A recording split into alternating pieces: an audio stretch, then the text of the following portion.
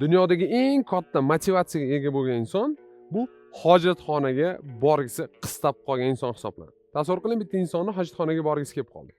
Va u insonni motivatsiyasi juda ham yuqori darajada bo'ladi. Hech qachon siz hojatxonaga borgisi kelgan insondan "Men diqqatim chalg'ib qolgani uchun hojatxonaga yetib bora olmadim.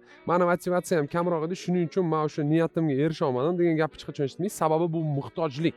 Men doim tushuntiraman, sizda bor niyatlar va muhtojliklar ikkita har xil tipdagi narsalar. Hammamiz hamma narsani xohlashimiz mumkin, maqsadlar qo'yishimiz mumkin, xohishlar bo'lishi mumkin bizda, bizda niyatlar bo'lishi mumkin. Lekin faqatgina muhtojlik bizni 100% natijaga olib kela oladi. Shuning uchun maqsad emas, xohish emas, niyat emas, aynan o'zingizda bo'lgan muhtojlikni siz o'stirishingiz kerak. Faqatgina shunda sizni motivatsiyangiz 100% da bo'ladi. Faqatgina shunda siz bor potensialingizni ishlatasiz. Faqatgina shunda sizni miyangiz chalg'imaydi, aqlingiz, xayolingiz chalg'imaydi hech narsaga va siz katta ehtimol bilan